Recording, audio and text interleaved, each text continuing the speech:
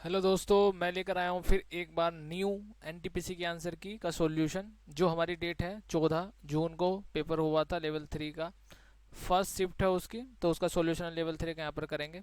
ये P by P है किसका, एनटीपीसी का, सीबीटी 2 का, और यानी कि मेंस का है सीबीटी 2, यानी कि ये मेंस का है। तो इसका हम सॉल्यूशन यहाँ पे करना स्टार्ट करेंगे केवल मैथ सेक्शन का। ठीक है, तो मैथ सेक्शन हम करना स्टार्ट करते हैं। तो सबसे पहले मैथ सेक्शन की तरफ चलते हैं, पहला क्वेश्चन देखते हैं। पहला क्वेश्चन हमारा ये है, यदि रूट 64 इसका और इसका इतना है, मतलब ठीक है, तो आपको बताना है। तो इसको सोल्व कैसे करेंगे? देखो, इसका क्या है, रूट 64 का क्या हो जाएगा 8। इसका 4 × 16 = 64, ये क्यूब रूट है, घनमूल है, इसका हो जाएगा 4। ठीक है, अब ये है करनी 4 इस तरीके से ना, और ये वाई है। तो 8 में से 4 गया 4। ठीक है, अब हमें बाई की है, आपको दिख रहा है ये है, ठीक है, करनी। इसकी पावर 4 कर दे दोनों तरफ। पावर 4 करने पर तो क्या होगा, इसका कितना हो जाएगा, 4 × 16 = 64, दो चौका 256 हो जाएगा, और यहाँ बाई की पावर हट जाएगी 4 जो है। ठीक है, तो इसका आंसर आ जाएगा, बाई की वैल्यू इतना आ जाएगा। नेक्स्ट क्वेश्चन की तरफ चलते हैं।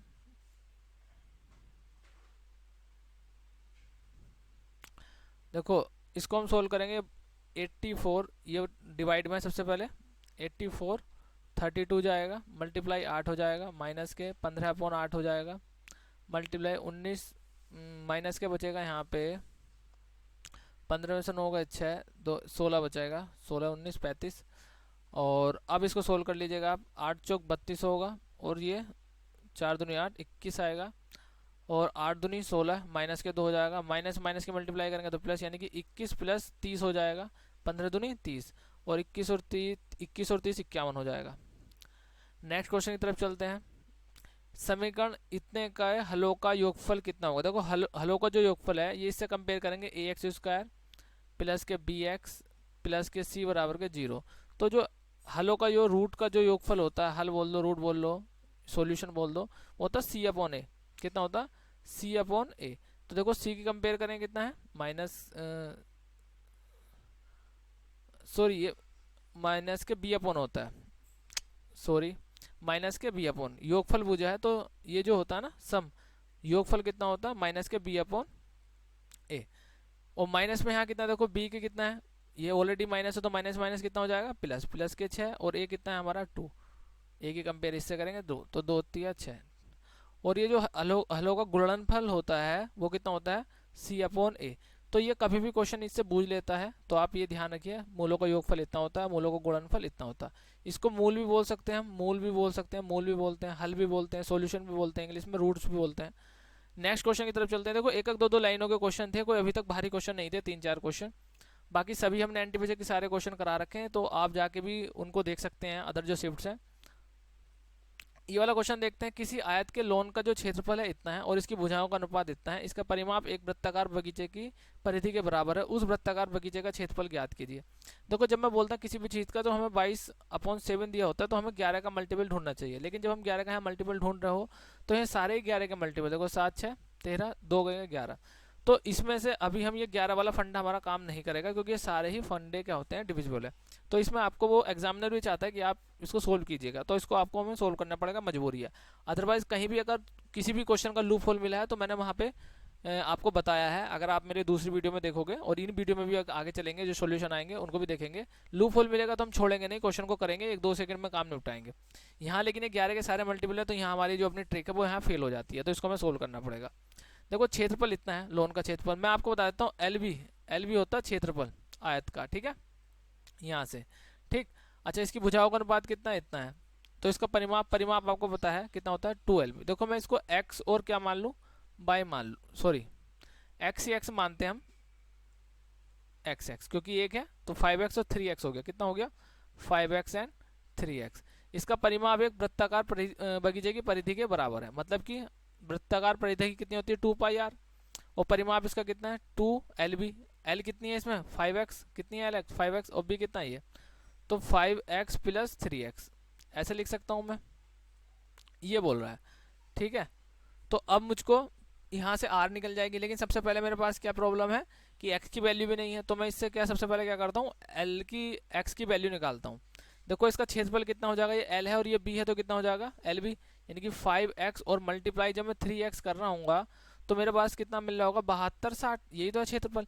यानी कि अब मुझे लिखो एक्स एक्स की मल्टीप्लाई करूंगा एक्स स्क्वायर, और 5 या 15, यानी कि 15 कहाँ हो जाएगा इसके अपॉन में 72, 60 अपॉन 15, 15 को काटूंगा, देखो कितना जा रहा है 15 पंजे 75, तो यानी कि 15 चौका 60 बार जाएगा, 15 चौका 60 जाएगा तो 12 इधर जा रहा होगा, 126 हो रहा होगा, 15 अट्ठे 120, अभी कितना हो रहा है 6 पहुंच रहा होगा, 15 चौका 60 ऐसा हो रहा होगा। अभी एक्स स्क्वायर है तो आपको पता है रूट 484 किसका होता है, पता है 22 का, नहीं है तो आपको याद करने पड़ेंगे ये, ठीक है। तो एक्स की वैल्यू कितनी आ गई 22। अब यानी कि जो इसकी लेंथ है कितनी होगी 22 पंजे 110, और ये आपकी ब्रेथ कितनी हो गई यानी चौड़ाई कितनी होगी 22 या 66, ठीक है। अब मेरे को आपको क्या मिल जाएगा, यहाँ से यहाँ पे रखेंगे परिमाप मिल जाएगा, देखो 110 इसकी वैल्यू कितनी होगी यहाँ पे 110 5x, और इसकी कितनी होगी आपकी 66, 110 और 166 कितने हो जाएगा 176, कितना हो जाएगा भैया 6 6 176, यानी कि 2 मल्टीप्लाई 176, और 2 आपका यहाँ से वैसे कट रहा होगा तो इसको छोड़ देंगे हम, ठीक है, कट गया। 22/7 रखेंगे, मल्टीप्लाई कितना कर रहे होंगे आर कर रहे होंगे, 11 दूनी 22 और 11 16 बार जा रहा होगा, पता है कैसे, मैंने कैलकुलेशन बता रखी है अपने पीछे वीडियो में 11 की किस तरीके, तो आपको करने की जरूरत नहीं है, डायरेक्ट कट रहा होगा। यहाँ पे क्या होगा 8 आ जाएगा, और आर की वैल्यू 7 हो जाएगी 8 56, यानी कि आर की वैल्यू कितनी आ गई 56, आर की वैल्यू कितनी आ गई 56। देखो मैं आपको एक चीज़ बता देता हूँ, यहाँ डायरेक्ट आपको एरिया निकालना, देखो 7 है, जब 7 है किसी चीज़ का तो इसका कितना हो जाएगा, इसकी जो परिधि है परिधि कितनी हो जाएगी, परिधि इसकी हो जाएगी आपकी 44, और इसका जो क्षेत्रफल है कितना हो जाएगा आपका, ये हो जाएगी परिधि 44 154, ठीक है। मान लीजिए अभी मुझे 14 का, देखो ये क्षेत्रफल में स्क्वायर, मुझे मान लो 14 का बताना है परिधि, तो मुझे इसको केवल याद कर लीजिए, परिधि का 14 44 और 154, अगर आप 7 दूनी 14 2 कर रहे हो तो इसका डबल कर दो, यानी कि इसकी कितनी हो जाएगी परिधि 88, क्योंकि इसकी डबल हो रही है, और एरिया जब बूझ रहा होगा तो कितना कर देंगे हम उसका 7 7 49, देखो डबल है, मतलब कि कितना हो रहा है डबल हो रहा है, तो 2 दूनी 4, यानी कि 154 की 4 से मल्टीप्लाई करेंगे, 2 से नहीं करेंगे, डबल होगा एरिया में, जो डबल हो रहा होगा तो उसका स्क्वायर करके मल्टीप्लाई करेंगे। अगर यहाँ पे कितना होता 21 होता तो कितने से कर रहे होंगे 7 या 21, तो 3 या 9 से मल्टीप्लाई कर रहे होते ऐसा। तो अब 56 है, 56 का अगर मेरे से क्या पूछा होता परिमाप पूछा होता तो मुझे कितना करना था 7 अट्ठे 56, यानी 44 में 8 से मल्टीप्लाई करता। अब मेरे से क्या पूछा है एरिया, तो मेरे के पास कितना है एरिया 154 है, और 154 का कितना टाइम्स है 7 अट्ठे 56, 8 8 गुना यानी कि 64 से मल्टीप्लाई करूंगा मैं, ठीक है।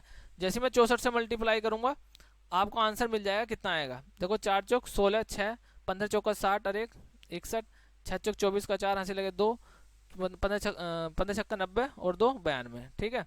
तो कितना आ रहा है देखो आपको 6 का 6 हो जाएगा, 5 और 1 ये 5 हो जाएगा, ये 8 हो जाएगा, ये 9 85 56, ठीक है। आप चाहें तो ऐसे कर सकते हो, ये बहुत ही समय बचाने वाला होगा, साबित होगा आपके उसमें, कभी भी आप कर रहे होगे इस तरीके से कर रहे होंगे चीज़ों को, ठीक है। अगर आपको देखो ये करना है आर बराबर, तो आपको पता है 2 पाई आर निकाल दीजिए, कितना निकालना एरिया निकालना है, तो pi square pi r square, यानी कि ऐसे, और 56 एंड 56, ठीक है। और आप कर दिए 7 अट्ठे 56, 176 हो जाएगा, 8 दूनी 16, 8 दूनी 16 से 56, 176 की 56 से मल्टीप्लाई करेंगे तो भी आपका ये आएगा 9856। जैसी आपको इच्छा हो वैसे कर लीजिए, मेरे को ये जी लगा तो मैं एक बार मैंने को ये बता दिया, कभी जब बड़े बड़े क्वेश्चन होते हैं तो ये करने में आसानी होती है, अदरवाइज आप फॉर्मूले के थ्रू भी जा सकते हैं, क्योंकि मेरा ये की उद्देश्य है, अगर मैं यहाँ पर वीडियो आपके लिए लाया हूँ तो मैं चाहता हूँ कि आपको बेस्ट से बेस्ट सोल्यूशन प्रोवाइड करा सकूँ और कराऊँगा, जहाँ कहीं पे भी आपको ऐसा सोल्यूशन नहीं मिलेगा कि इस टाइप से, या तो बेस्ट ही सोल्यूशन मिलेगा, कहने का मतलब कुल मिलाकर निष्कर्ष ये है, मैं लाया हूँ तो आपको बेस्ट ही सोल्यूशन दूंगा। नेक्स्ट क्वेश्चन की तरफ चलते हैं, आप कहीं से भी कंपेयर कीजिएगा, बहुत सारे क्वेश्चन है जो मैंने कराए हैं। देखो ये क्वेश्चन क्या है, 850 की धनराशि है 3.6% से इतने का साधारण ब्याज प्राप्त करने के लिए आवश्यक महीनों की संख्या निर्धारित कीजिए। देखो डायरेक्ट क्वेश्चन कटा कटाया है, क्वेश्चन ये किया कराया है यहाँ पे, एक बार मैं दोबारा कर देता हूँ इसको साफ करके।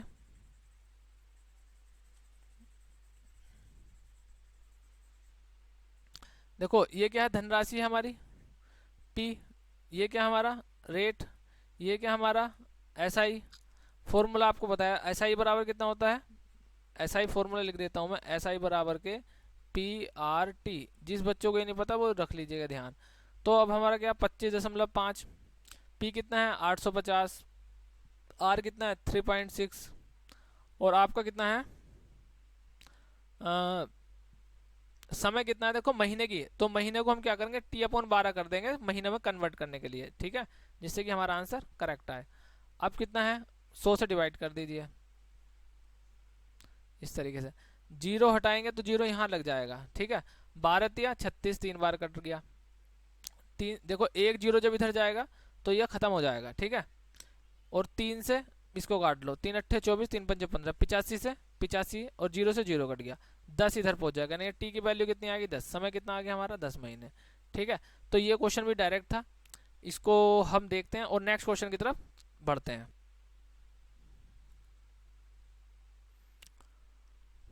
नेक्स्ट क्वेश्चन हमारी स्क्रीन पर है, तो वो देखते हैं इसको कैसे करना है हमको।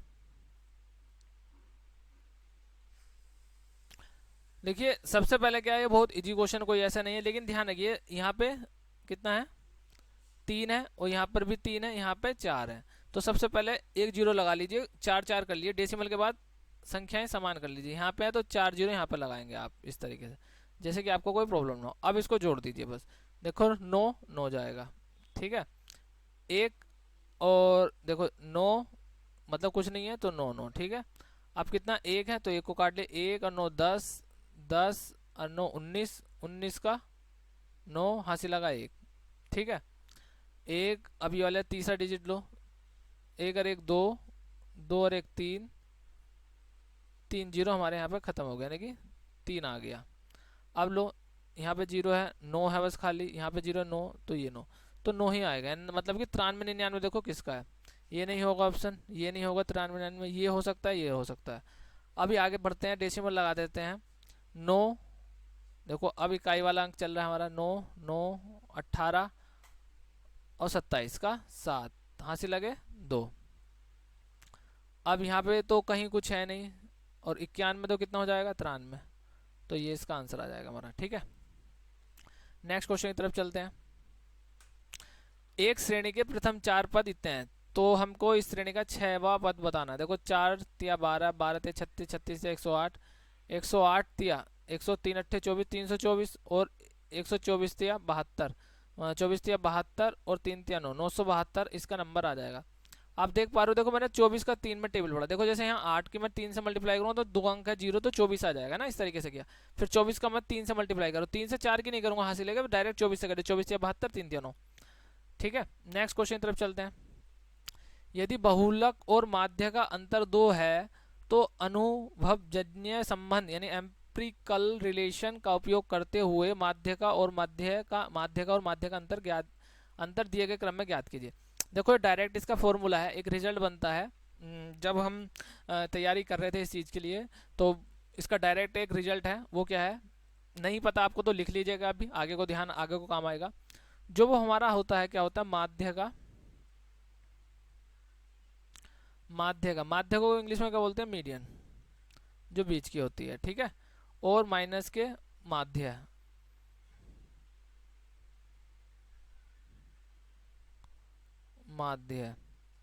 माध्य को बोलते हैं मीन, ठीक है।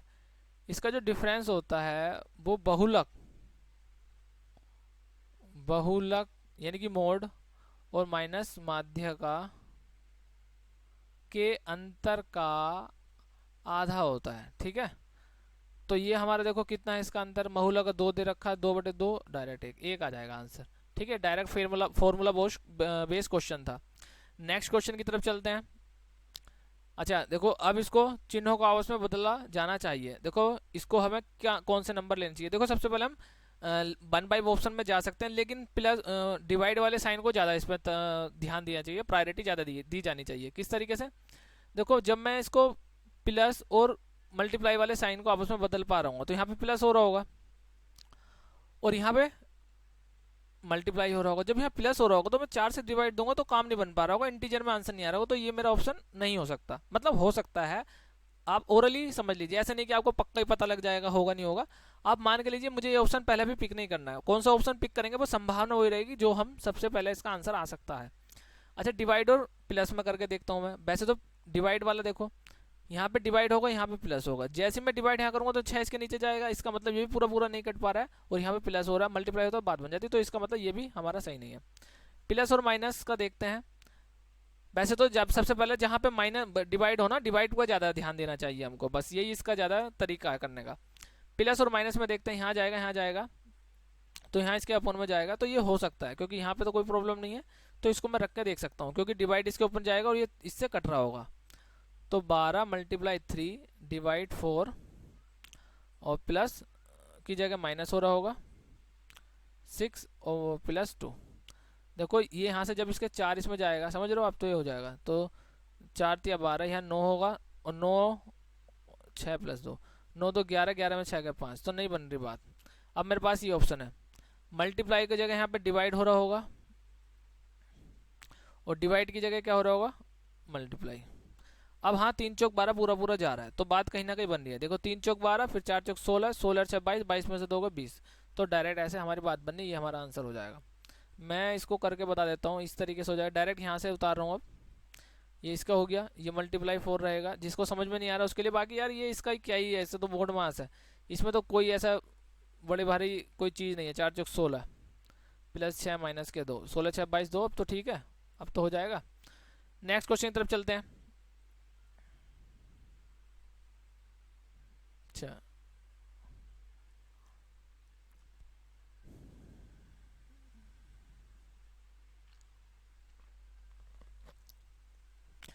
एक्स बाई किसी निश्चित कार्य को इतने दिन और इतने दिन में करते हैं, यानी कि 45 में करता है और 60 में करता है।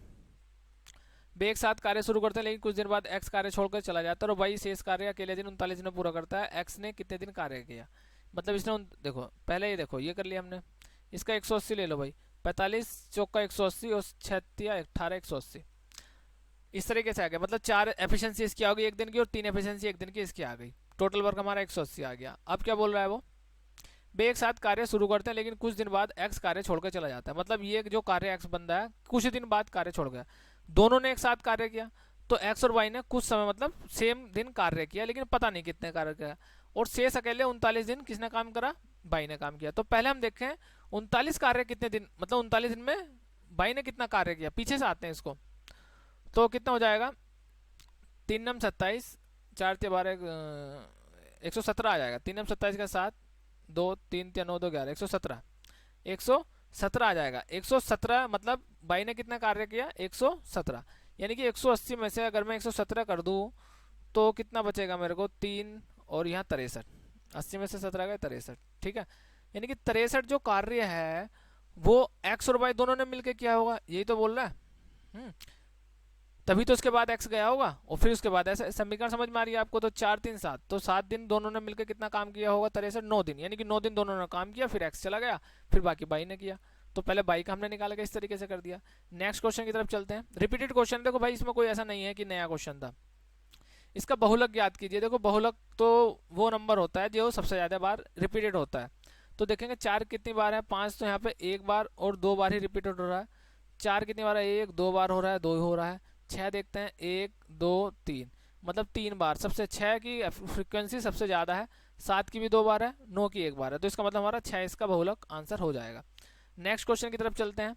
ब्याज की गणना चक्रवृद्धि आधार पर करते हुए खान इरफान को 10% वार्षिक चक्रवृद्धि ब्याज की दर पर 10,000 की धनराशि 5 वर्ष के लिए उधार देता है। चौथे वर्ष के लिए अर्जित चक्रवृद्धि ब्याज कितना होगा। देखो बोल रहा केवल चौथे वर्ष के लिए। अब इसमें मजा आया भाई, ये क्वेश्चन आप देखना भाई, मतलब किस तरीके से लोगों ने कराया होगा। जितने बच्चे देख रहे हैं मेरी वीडियो, देखो यार व्यूज पे भी मत जाना कि मेरे कितने व्यूज आ रहे हैं कितने नहीं आ रहे हैं, उससे कोई मतलब नहीं है। अभी मैंने स्टार्टअप किया है इस चीज़ों का, तो अभी व्यूज कम है, तो उससे आप जज मत कर लेना। इसका जो मैंने बहुत पहले एक तरीका बनाया हुआ है, ऐसा क्या मैं हर क्वेश्चन का, उससे हर टेबल का, किसी भी चौथे वर्ष का, 5 वर्ष का, मतलब चौथे खाली चौथे चौथे वर्ष के लिए बूझ रहा है ये ब्याज, तो उसका निकालना हो, 5वें वर्ष का वो निकालना, तो बहुत ही जबरदस्त मेरा इसमें मैंने टेबल बनाया था। तो अब कितना है, छठे वर्ष का निकालना हो केवल छठे का, दूसरे का केवल निकालना हो तो दूसरे का, तीसरे का निकालना हो तो तीसरे का, उससे सब मतलब सारी प्रॉब्लम से सोल्व हो जाएंगी। कैसे वो मैं बता देता हूँ।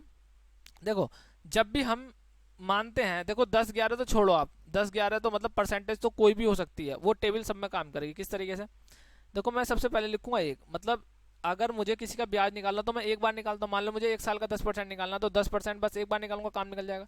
अगर मुझे 2 बार निकालना है तो पहले मैं एक बार निकालूंगा उसका 10%, फिर 10 का 10% निकालूंगा एक बार।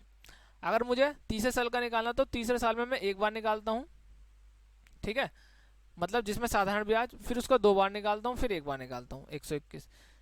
चौथे साल में मैं एक बार निकालूंगा, फिर उसका 3 बार निकालूंगा, फिर 3, मतलब ये रेशो चलते हैं। ऐसी 3 का 4 काम। अब ये आप सोच रहे हो कैसे, देखो एक में 11 की मल्टीप्लाई 11, 11 से मल्टीप्लाई 121, 121 से 11 की मल्टीप्लाई 100, ऐसे करके। अब 11 की मल्टीप्लाई कैसे होती है आपको, अगर मान लो ये फर्स्ट ईयर का हो गया, ये सेकंड का हो गया, ये थर्ड का हो गया, ये फोर्थ का हो गया, ठीक। अभी जैसे मान लो मुझे किसका निकालना, फिफ्थ ईयर का निकालना, तो कितना होगा, मल्टीप्लाई 11 करते हो, 11 की मल्टीप्लाई करोगे तो एक का एक रहेगा, 3 और 1 4, 3 3 6, 3 और 1 4, और फिर एक का एक बच जाएगा, समझ लो। तो ऐसी 6 का भी मैं निकाल सकता हूँ। मतलब यार इसमें मजा आ गया, दिल खुश कर दिया इस क्वेश्चन ने। इसे देख के मन चांद चांद हो गया, जो मैंने पहले बहुत मेहनत की थी इस चीज़ के लिए, निकालने के लिए, याद करने। भाई मेरा मेथड है, कहीं मिलेगा नहीं आपको। एक है देखो, इसमें मल्टीप्लाई करा, 4 और 1 5, 4 और 1 5, और देखो 6 4 10 का जो हंसी लगाए, 6 4 10 11, हंसी लगाए 1, 4 और 1 5 और 1 6, और 1 और 1 1, ये मतलब यार इतना जबरदस्त है ना, ये 10 ही रहेगा भाई, समझ लो 10 रहेगा ये, ठीक है। तो अभी फिलहाल इतना जाता नहीं है, आप इसको छोड़ दीजिए, आप मतलब जीरो नहीं जाएगा, 10 जाएगा ये, ठीक है। 10 और 11 मतलब इतनी बार निकल रहा होगा, 6 4 10 और 6 4। चलिए अब अपने उस पर क्वेश्चन पे आते हैं। अगर मान लो इससे आपको क्या करना है, मतलब आपको क्या निकालना, केवल थर्ड ईयर का, फोर्थ ईयर का, सॉरी फोर्थ ईयर ये है हमारा। तो फोर्थ ईयर का देखो कितना होगा, एक बार 10%, 10% का 10,000 का 10% कितना हो जाएगा। इसको भी मैं साफ कर देता हूँ क्योंकि मुझे 10 ही चाहिए, और आपको पता है ये डायरेक्ट आपको लिखना था आपको एग्जाम में जब टेबल हो जाएगा। तो अब क्या करना है आपको, 10% निकालो सबसे पहले, यानी कि एक नंबर है, एक बार 10% निकले, 10 का 10,000 कितना हो गया, 10,000 का 1,000, फिर उसका 10%, 10,000 का 1,000 का 10% 30, तो 300, फिर कितना 30 का 10%, मतलब कि इसका हो जाएगा 100, इसका 10% 100, 100 का 10% 10, 10 का 1% 1। अब देखो मल्टीप्लाई कर दो इससे, ये कितना हुआ, 1,000 का 1,000 रहेगा, ये 300 रहेगा, ये 30 रहेगा, ये 1 रहेगा। मतलब कि आपको यार इसमें तो कुछ करना ही नहीं था, मतलब जैसे आपने देखा ना 1331, तो मेरा आंसर ये समझ गया था, मेरा ये आना। जब आप प्रैक्टिस करोगे, जैसे आपने बहुत सारे उसकी प्रैक्टिस की थी, मान लीजिए ट्री मेथड की, है ना, ट्री मेथड की प्रैक्टिस की थी, और जब आप ये प्रैक्टिस कर लोगे तो आप तो देखोगे यार ये चीज़ें कहाँ बन रही है, खटाक दनी आंसर करोगे निकल जाओगे। मतलब बहुत ही ज़बरदस्त है यार, दिल खुश हो गया। अब मान लीजिए आपको तीसरे चौथे वर्ष का अंतर पूछना खाली, इसमें देखो इसमें हम तीसरे चौथे को निकाल सकते हैं। एक में से गया 0, ये मतलब कि तो खत्म हो जाएगा, और 3 में से 2 गया 1, 3 में से 1 गया 2, और 1 में से 1 गया 1। मतलब फिर यहाँ पे अगर इसका तीसरा अंतर होता तो कितना होता है, 200, यहाँ पे कितना बच रहा है 100, और 100 120 121, यानी कि 121 होता अंतर तीसरे और चौथे वर्ष का। मतलब यार इतना जबरदस्त है ना, ये बहुत जबरदस्त होने वाला। अगर ये वाला क्वेश्चन आने लगे एग्जाम में, जो कि लग भी रहा है, अगर ये वाले क्वेश्चन स्टार्ट किया उसने, तो भाई बल्ले बल्ले हो जाएगी, ये वाला मेथड काम करेगा हमारा, ठीक है। अगर आपको इसमें डिटेल चाहिए होगा, तो मतलब आपको डिटेल में समझना होगा, तो बताइएगा, मैं ज़रूर इसमें डिटेल में वीडियो बनाऊंगा, और मुझे बहुत गर्व भी महसूस होगा कि चलो कहीं मेरी मेहनत तो काम आई। तो मैं इसको डिटेल में समझाऊंगा, और माशाल्लाह बहुत ज़बरदस्त क्वेश्चन हो जाएगा ये, मतलब बहुत आग मचा देगा। चलिए नेक्स्ट क्वेश्चन की तरफ चलते हैं। बाकी आप इस क्वेश्चन को देखिए यार, किसी ने कैसे कराया तो देखिएगा, बहुत इसमें बहुत हटक लगने वाली है। चलिए नेक्स्ट क्वेश्चन की तरफ चलते हैं।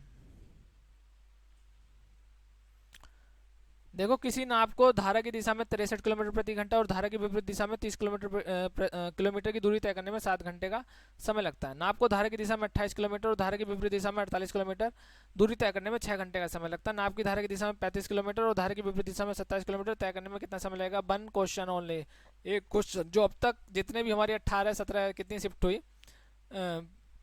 17 18 16 15 जितनी भी शिफ्ट हुई, अभी तक एनटीपीसी का जो फर्स्ट क्वेश्चन है, जो बोट एंड स्ट्रीम पे क्वेश्चन आया है। अदरवाइज नहीं तो इतनी शिफ्ट हुई यहाँ पर, अभी तक एनटीपीसी का एक भी क्वेश्चन ऐसा नहीं मिला एनटीपीसी में जो बोट एंड स्ट्रीम से क्वेश्चन आया होगा। इसको कैसे करते हैं देखते हैं। तो सबसे पहले क्वेश्चन को समझ लीजिए, फिर क्वेश्चन की तरफ चलते हैं। अच्छा एक बार और क्वेश्चन ध्यान से पढ़ लीजिए आप, फिर उसके बाद हम इसको हल सोल्व कराते हैं। देखो ऐसे क्वेश्चन में वैसे क्या होता है कि वैसे आपने पढ़ लिया होगा क्वेश्चन, तो इसमें होता है कि ऐसे क्वेश्चन में मान लीजिए कुछ ना कुछ एक लूप होल रहता है ऐसे ऐसे क्वेश्चन में। पर बाई चांस इसमें मुझे लूप होल अभी तक तो कोई दिखा नहीं, पढ़ा मैंने जैसे इसको, तो मेरे को तो अभी लूप होल नहीं मिला। अदरवाइज क्या होता है, सबको जोड़ करके ये चीज़ें आ रही होती हैं, या फिर माइनस करके कुछ चीज़ें मल्टीप्लाई करके ऐसी चीज़ें आ रही होती हैं। लेकिन जब मैं क्वेश्चन की तरफ देखता हूँ, ऐसा क्यों मुझे लगता है कि ऐसा इसमें लूप होल नहीं है कुछ भी, क्योंकि आंसर क्या दिया हुआ है, कहीं ना कहीं अधिकतर सारा मिनटों मिनटों में दिए हुए हैं ना। तो मुझे कहीं ना कहीं लगता है कि कुछ ना कुछ यहाँ पे इसमें कुछ लूप होल है नहीं। तो अच्छा, इस क्वेश्चन को फिर भी लूप होल नहीं होता तो कैसे करते हैं। एक और चीज़ इसमें देखो, 35 किलोमीटर धारा के दिशा में भी बोझ ली और विपरीत दिशा में बोझ ली। जब क्वेश्चन में अगर एक चीज़ पूछता है तो हमारे लिए और इजी हो जाता है। तो यहाँ पे क्या, हमें दोनों चीज़ें, अभी इजी भी है, अभी भी इजी है, लेकिन जब दोनों चीज़ें पूछ लेती हैं तो थोड़ा दो बार निकालना होता है, नहीं तो एक बार में काम चल जाएगा। देखो जैसे मैं लिखता हूँ 28 किलोमीटर, ठीक है, 28 किलोमीटर एक्स मान लेता हूँ मैं, ये मतलब ठीक है, और फिर 48 बाई मान लेता हूँ, ठीक। और यहाँ पे क्या लिखता हूँ, 6 घंटे में जा रही है। दूसरा कितना है, 63 किलोमीटर धारा की दिशा में और विपरीत दिशा में 30, ठीक है, ये चीज़ है। और ये कितना है यहाँ पर आपका 7 घंटे का समय, ठीक है। तो आप यहाँ मान के चलिए, इसको आप नेगलेक्ट कीजिए कि बाई है, ठीक है। ये हमारी धारा की विपरीत दिशा है, तो विपरीत दिशा देखो ऊपर लिख रहा है, ये विपरीत दिशा है, ये धारा की दिशा है। तो मुझे एक चीज़ काटनी होगी, जब कभी भी आपको, मान लीजिए मैं पहले ये काट के धारा की विपरीत दिशा निकाल लेता हूँ, ठीक है। अगर विपरीत दिशा में बुझे होते तो केवल ये निकाल का काम चल जाएगा। अगर आपको बुझी हो धारा की दिशा में, केवल ये चीज़ें ना दी होती हो, तो आपको केवल ये काट के निकाल लेना था। तो सबसे पहले देखो मैं 63 बनाने की कोशिश करता हूँ, 63 बनाऊंगा तो मेरे क्या है, ये कट जा रहा होगा, और इसमें से मैं क्या निकाल पा रहा हूँ, क्या निकाल पा रहा हूँ, ये वाली धारा की विपरीत दिशा, फिर इसमें वैल्यू रख के मैं धारा की दिशा निकाल रहा हूँ, बस इतना करना, ज़्यादा नहीं करना। तो इसमें क्या करूँगा, अगर मैं 4 से डिवाइड दूँ तो 4 सत्ते 28, 7 जा रहा है, और 7 नम 63, 9 से मल्टीप्लाई करूँगा 63 बन रहा होगा। बस अब कुछ नहीं करना आपको, इसे आपका पोर्शन कट जा रहा होगा, आप बस सब में 9/4 से मल्टीप्लाई कर दीजिए। तो 9 12 चौक 48, 12 नंबर 108, कितना बनेगा यहाँ पे आपका 108 कहीं ना कहीं बन रहा होगा, ठीक है, 108। यहाँ पे बस समझ लिया, बाई है, बाई का मतलब क्या है, बाई का मतलब यहाँ पे क्या है, धारा की विपरीत दिशा है ना, धारा की विपरीत दिशा। और यहाँ पे भी 9/4 हो रहा होगा, 9/4 मतलब कि यहाँ पे हो रहा होगा 2 तिया 7, 2 दूनी 4, 27/2 हो रहा होगा, ठीक। अब देखो यहाँ पे कितना है 30, तो 108 में से मैं 30 घटाऊंगा, बाई है, तो कितना मुझे मिलेगा 78 बाई। और मुझे यहाँ पे क्या मिलेगा, देखो 27 में से अब मैं 7 दूनी 14, ठीक है, इसमें से घटाऊंगा 7 दूनी 14, तो 13/2 मिल जाएगा, ठीक है। जब मैं 27/2 में से 14 घटाऊंगा, ठीक है, ये वाली चीज़ घटा रहा हूँ, 13 छंग 78, 6 बार गया, अब बाई बराबर 12। तो यहाँ पे थोड़ी सी कैलकुलेशन इस हिसाब से करेंगे ईजी पड़ जाए। अब 12 आ गया हमारा, 12 के बाद हम क्या करेंगे, जो क्वेश्चन हमारा ये था 63, अब हम x प्लस कितना था 30 था, और क्या था हमारा, बाई की वैल्यू 1/12 रख लो, बराबर कितना है, कितना है बराबर 7। यहाँ से निकाल लीजिए चाहे इधर से निकाल लीजिए, दोनों तरफ से निकाल सकते किसी भी, चाहे मैं 28x में भी रख के वैल्यू निकाल सकता था, 28x प्लस 30/12, सॉरी यहाँ पे कितना 48/12 आ जाएगा, क्योंकि पूरा पूरा कट पा रहा होगा तो और ज़्यादा ईजी हो रहा होगा। 12 चौक 48, ठीक है, 12 चौक 48, और चाहे 2 बच रहा होगा, और यहाँ पे 2 का x यहाँ पे 28 जा रहा होगा नीचे, तो 1/14 कितना बच रहा होगा 1/14। तो बाई की x की वैल्यू कितनी आ गई 1/14। 14 का मतलब ये समझ रहे हो कि धारा की दिशा में इतनी चाल है और धारा की विपरीत दिशा में इतनी है।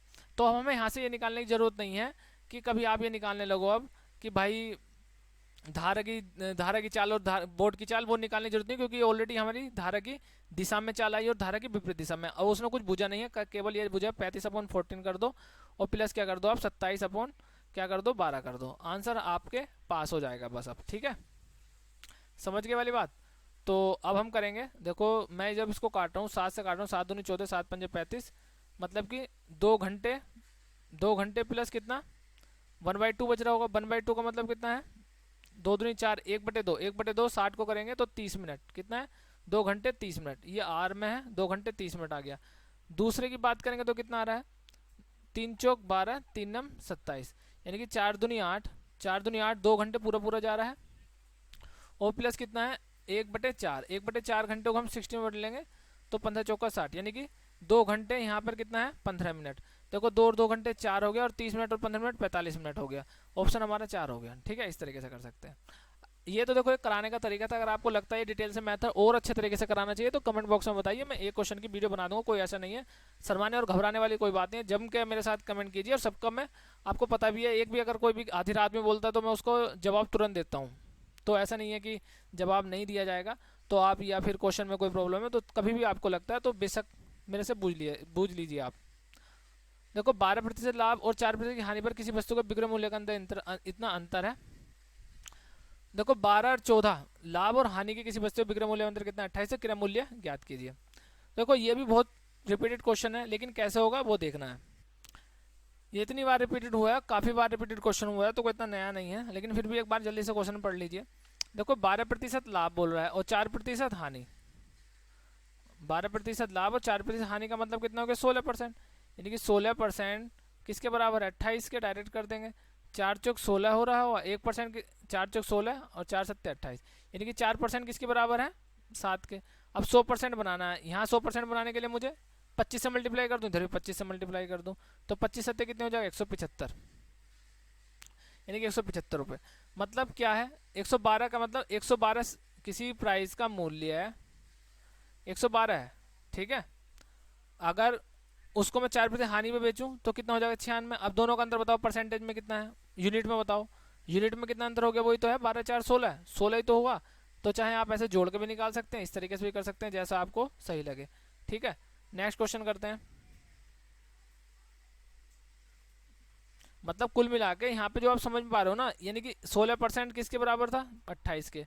1% 28/16। अब 100% के लिए ऐसे कर लो, ऐसे कर लो भाई, चाहे कैसे कर लो। मैंने थोड़ा जल्दी हो गया इस तरीके से करने से, बाकी आप जैसा चाहो वैसा कर सकते हो।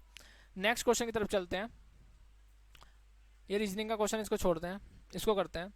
देखो इसका पहले इसको सोल्व करेंगे तो तीन तीन एक तीन का तीन एक चार, 4/3 हो जाएगा। 5×5 और 5×4 9/5 हो जाएगा। मल्टीप्लाई करेंगे 5/3 हो जाएगा। इसको समझ में आ रही बात आपके? ये वाली चीज़ ठीक है। और 3/8 है, माइनस के 2/3 है। देखो जब सब चीज़ मल्टीप्लाई में हो तो हमें कोई ऐसा नहीं है कि पहले हम इसमें करेंगे, यहाँ से भी हम कर सकते हैं, काम चला सकते हैं। माइनस बाद में होगा। काट लो आपको जो जो भी कट रहा है आपका। 3 3 9 कट गया, 5 से 5 कट गया, 4 दूनी 8 कट गया, 3/2 बचा और माइनस के बाहर 2/3 बचा।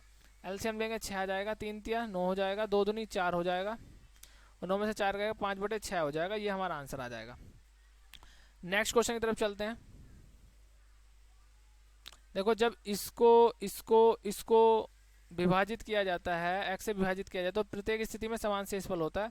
एक्स के अंकों का योगफल ज्ञात कीजिए। अच्छा जी, एक्स के अंकों का योगफल ज्ञात कीजिए।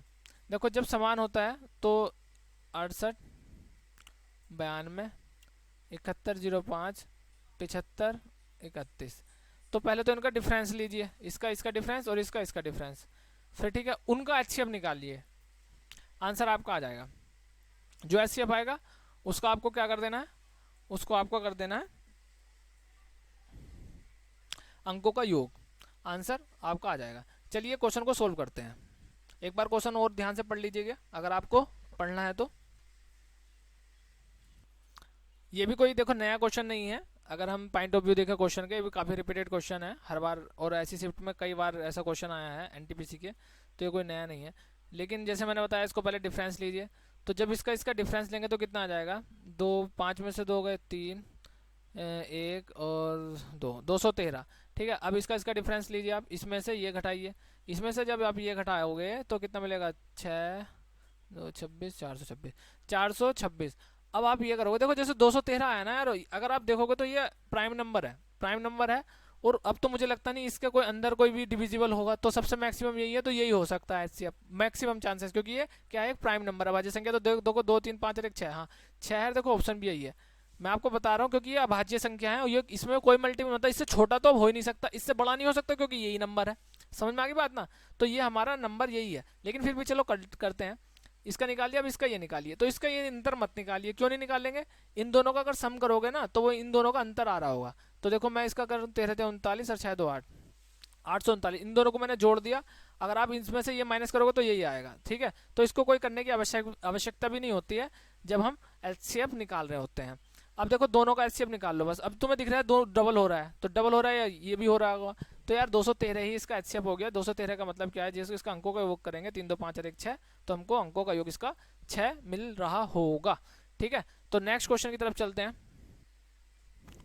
दो कंबलों का विक्रय मूल्य समान है, एक कंबल को इतने प्रतिशत पे लाभ पर बेचा जाता है, दूसरे कंबल का क्रय मूल्य सीपी उसके विक्रय मूल्य एसपी से इतना कम है, दोनों कंबल को बेचने पर हुआ लाभ 50% है, तो प्रत्येक कंबल का विक्रय मूल्य ज्ञात कीजिए। देखो सबसे पहले इस क्वेश्चन को एक बार ध्यान से पढ़ लीजिए, जैसे कि मैं बोलता हूँ ध्यान से क्वेश्चन पढ़ लीजिएगा, फिर इसके बाद हम क्वेश्चन को स्टार्ट करते हैं। क्वेश्चन को स्टार्ट इसमें क्या करना है वो चीज़ देखते हैं। देखो सबसे पहले क्या बोला, एक कंबल को इतना है। देखो 66 का कितना होता है? 2/3 होता है। 66 की परसेंटेज कितनी होती है, 2/3। एक कंबल को उसने इतने के लाभ पर बेचा और दूसरे कंबल को उसने क्रय मूल्य के सीपी से, दूसरे कंबल का जो क्रय मूल्य है उसके विक्रय मूल्य से इतने रुपए कम है। मैंने एक कंबल ये लिया, ठीक है, इसका सीपी मैंने ये रख दिया, एसपी ये रख दिया। दूसरे कंबल का ये लिया, इसका सीपी एसपी हाँ मैं लिख दूंगा, ठीक।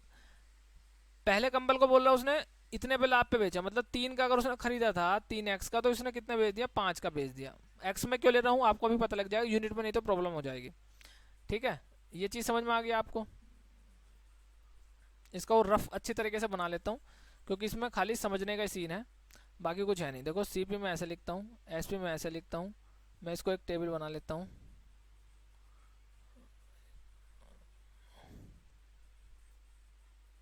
ये मैं फर्स्ट लिखता हूँ पहला कंबल, यहाँ पे दूसरा कंबल, ठीक है भाई, कोई दिक्कत नहीं, कोई इशू नहीं है।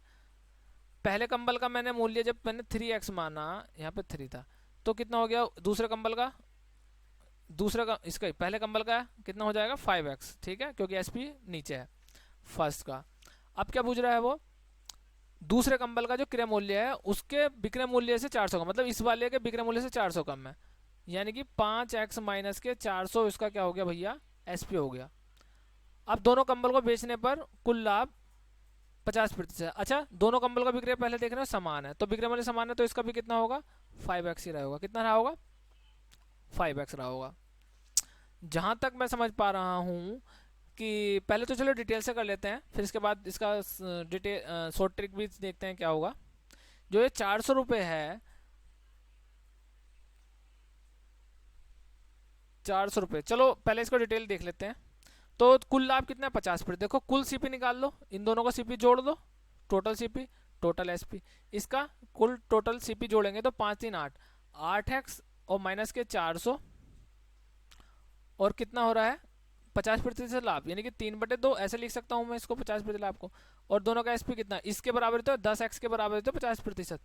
अब इसको काट लो, देखो 2 यहाँ पे 20x हो जाएगा, और कितना हो जाएगा 24x, कितना हो जाएगा 24x, और 4 × 12 1200, और 20x जब इधर जाएंगे तो 4x बच जाएगा, और एक जाएगा तो 1200 बच जाएगा। 4 से जब इसको 1200 को काटेंगे तो 300 रुपये आ जाएगा, और 300 रुपये हमारे कितना है, यानी कि इसका सीपी कितना होगा, क्या पूछा, दोनों कमरों का विक्रय मूल्य ज्ञात कीजिए। तो विक्रय मूल्य कितना होगा, तो प्रत्येक का, सॉरी, प्रत्येक का विक्रय मूल्य कितना हो जाएगा 5 या 15, देखो 5x है विक्रय मूल्य, तो 5 या 15, 1500 रुपये हो जाएगा प्रत्येक का। दोनों का पूछता तो 3000 हो जाता। इसका पूछता पहले का कितना है, तो 3 या 9, 900 रुपये हो जाता। 3 पंजे 15, 1500 में 400 जाएंगे तो 1100 बच जाएगा, ठीक है। तो ये कितना हो जाता 900 रुपये, और ये कितना हो जाता अगर इसका पूछता तो 3 पंजे 15, 1100 रुपये, ठीक है भैया। तो ये क्वेश्चन यहाँ पे ये था।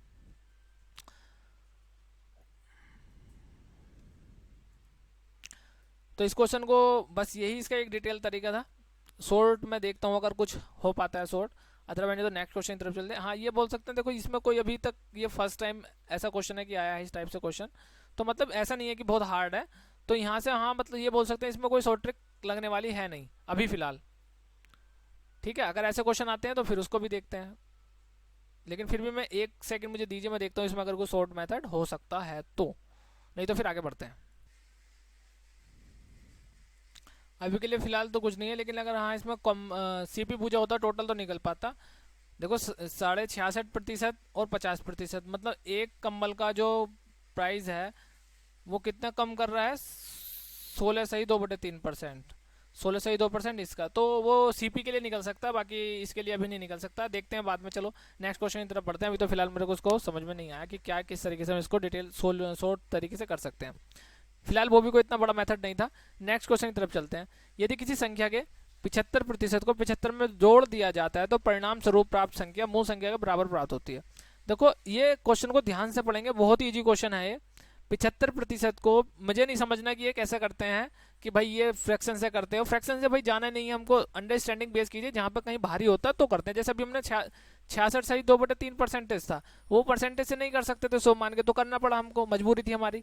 यहाँ पे तो डायरेक्ट हो रहा है। देखो 75% में जब हम 75 जोड़ लें तो वो परिणाम स्वरूप संख्या बराबर, मतलब कि 100% प्राप्त हो रहा है। अपने आप में कोई संख्या कितनी होती है 100%, यानी कि अगर मैं 25% इसमें जोड़ दूं तो 100 हो जाएगा, और 75 जोड़ो यानी कि 25% की वैल्यू कितनी है 75। अब मैं दोनों में 4 से मल्टीप्लाई कर दूँ 100 बन जाएगा, तो यहाँ पे 75 में 4 से मल्टीप्लाई करूँगा 225, 75 में 4 से करूँगा तो 300 बन जाएगा, तो 300 हमारा आंसर हो जाएगा। तो इसको इस तरीके से हम जा सकते थे क्वेश्चन करने के लिए। ठीक है, तो यही इसका एक बहुत मात्र तरीका था, क्वेश्चन को पढ़ना था और करना था। यानी कि 25% की वैल्यू किसको रिप्रेजेंट कर रही है, 75 को, 1% किसको करेगी, 3 को, 100% किसको करेगी, 300 को। ऐसे भी कर सकते हो आप। ठीक है, चलिए नेक्स्ट क्वेश्चन की तरफ चलते हैं बिना किसी देरी करते हुए।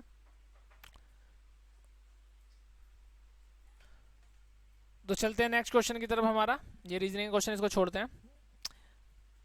देखो ये क्या बोल रहा है, 150 सेंटीमीटर ऊंचाई और 50 सेंटीमीटर त्रिज्या वाली एक बेलनाकार बाल्टी जल से पूरी भरी हुई है।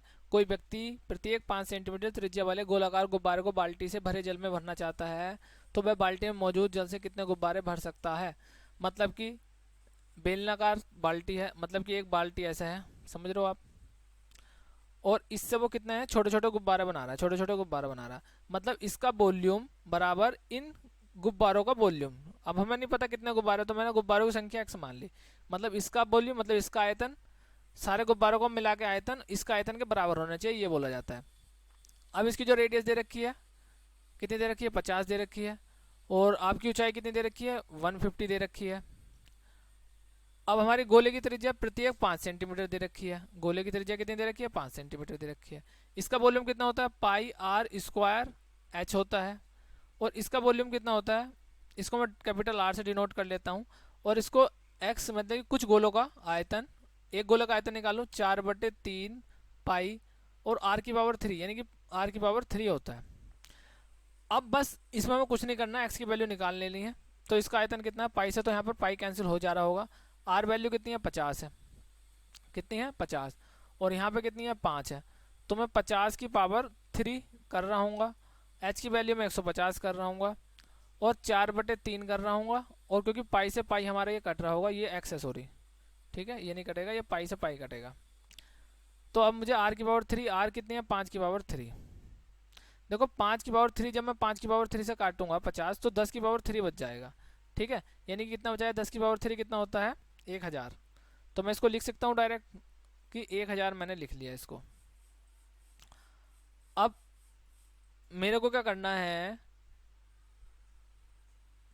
मुझे x की वैल्यू यहाँ पे निकालनी है, यानी कि इसकी कितने गोले बनेंगे। ठीक, तो 4 से मैं इसको काट देता हूँ,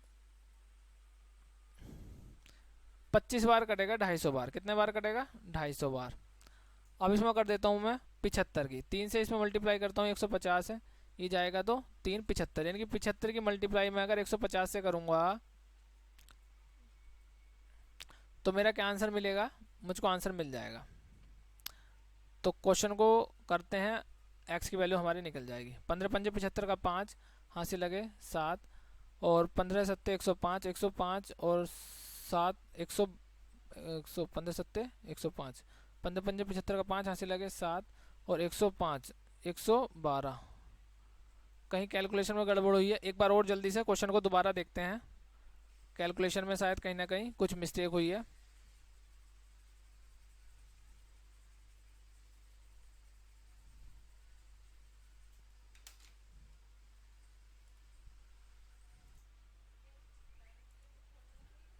देखो आपको फॉर्मूला तो पता ही है ही, तो फॉर्मूले तो मैं लिखता हूँ पाई आर स्क्वायर, डायरेक्ट लिख लेता हूँ आपकी बार, पाई